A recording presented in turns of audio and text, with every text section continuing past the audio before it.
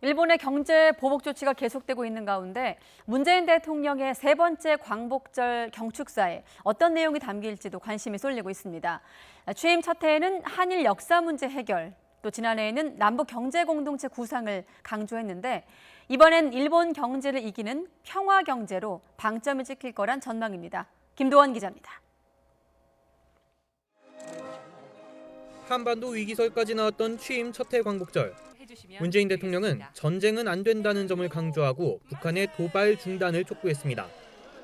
역사 문제와 한일 관계 발전은 별개라면서 피해자 명예회복과 보상, 진실규명이라는 원칙을 내세우는 대일 메시지도 냈습니다.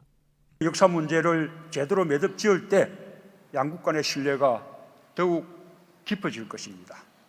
지난해 광복절엔 정세가 완전히 바뀌어 남북 북미 정상회담으로 평화의 분위기가 무르익었습니다. 문 대통령은 한 달 뒤 평양 방문을 앞두고 평화와 번영을 위한 동아시아 철도 공동체와 남북 경제 공동체 구상을 꺼냈습니다. 일본에는 동북아 평화를 위해 협력하자고만 간략하게 언급했습니다. 남북 간의 평화를 정착시키고 자유롭게 오가며 하나의 경제 공동체를 이루는 것, 그것이 우리에게 진정한 광복입니다. 세 번째를 맞는 올해 광복절 경축사에선 일본과 사실상 경제 전쟁이 벌어진 상황이라 일찌감치 경제 문제가 부각될 거라는 관측이 나왔습니다.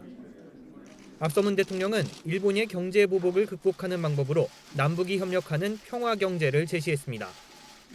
단순히 남과 북의 경제 규모와 인구수를 합치는 시장을 기대하는 게 아니라 남북 경제 협력이 가져올 세계 어디에도 없는 경제적 효과를 강조할 것으로 예상됩니다. 남북 간의 경제 협력으로 평화 경제가 실현된다면 우리는 단숨에 일본의 우위를 따라잡을 수 있습니다.